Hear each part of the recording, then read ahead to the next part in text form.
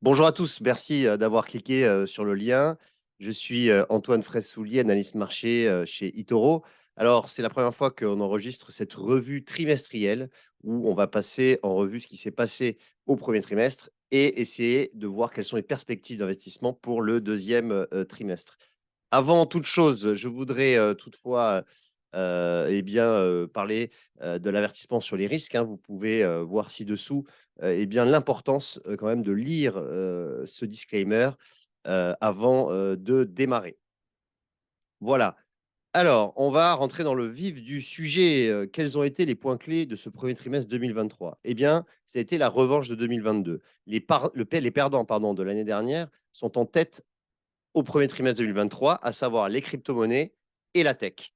L'Europe aussi surperforme les actions et les obligations progressent également. En revanche, ceux qui avaient plus fortement progressé en 2022, c'est à savoir les matières premières et les banques, chutent au premier trimestre.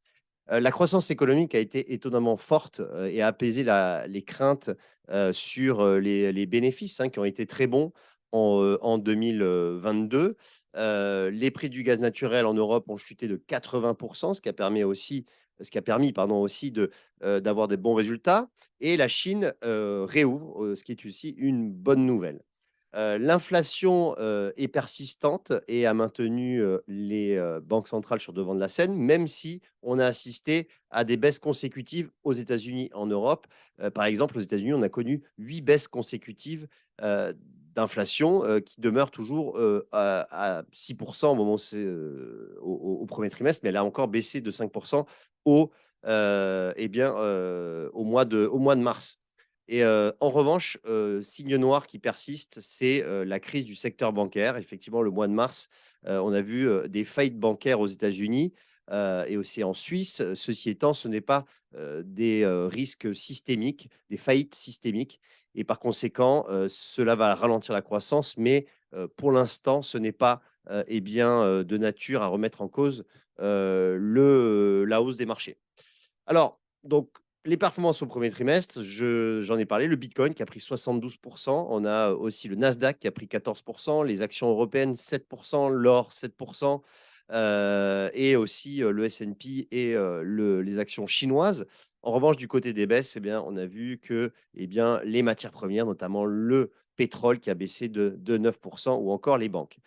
À suivre pendant ce trimestre, pardon, au deuxième trimestre, les réunions des banques centrales qui seront très suivies au début du mois de mai. Le 3 mai, on aura la Fed. Le 4 mai, on aura la BCE. Et le 11 mai, la Bank of England. On va bien évidemment voir si ce sont les dernières hausses de taux de l'année, ce qui est pricé actuellement par le marché. Ensuite, deuxième trimestre, quels sont les facteurs clés? Tout va être plus rapide au deuxième trimestre. Un ralentissement économique plus rapide et une baisse d'inflation aussi plus rapide. Et les banques vont moins prêter du fait que les régulateurs vont augmenter leur surveillance, notamment aux États-Unis. Des baisses d'un taux d'intérêt plus précoces qui vont aider notamment les actifs de longue durée. La Fed pardon, devrait faire une pause après sa réunion du 3 mai. Effectivement, les risques sur les publications d'entreprises, de résultats d'entreprises demeurent. On va rentrer d'ailleurs progressivement dans les publications de résultats. Et effectivement, certains vents contraires sur des valeurs cycliques pourraient intervenir, et sur les petites capitalisations, pardon, ainsi que les matières premières.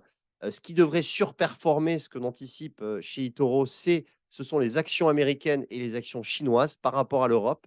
Effectivement, les pondérations des big tech devraient surperformer les valeurs cycliques. En tout cas, c'est ce que nous anticipons. Et aussi, toujours, les obligations et les crypto-monnaies qui devraient profiter de la baisse de l'inflation. Nous avons réalisé une enquête auprès de 5000 participants, des investisseurs particuliers, pour voir quelles étaient leurs préférences. Du côté de ces investisseurs particuliers, on voit que les actions et les crypto-monnaies restent les deux classes d'actifs les plus privilégiées, les plus aimées par les particuliers. Également, en termes de secteur, la tech, l'énergie. En termes de zone géographique, on est plutôt aussi sur les États-Unis et la Chine qui ressortent en tête.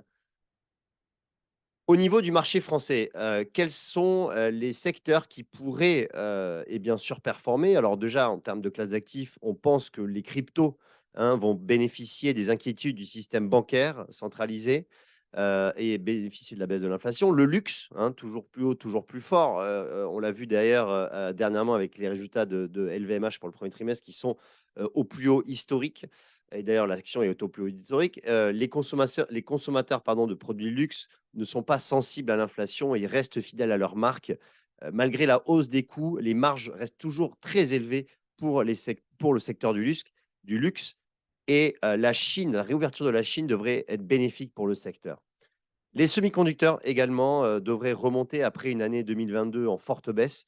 Notamment les spécialistes de puces électroniques vont continuer à augmenter leur capacité de production, ainsi, que leurs tarifs pour préserver leurs marges. Je pense notamment à ST Microelectronics et l'automobile, secteur auto qui devrait quand même profiter des faibles valorisations, notamment avec des price earning ratio, hein, aux alentours de 5 et ça, ces sociétés faiblement valorisées devraient aussi et bien, probablement surperformer en bourse.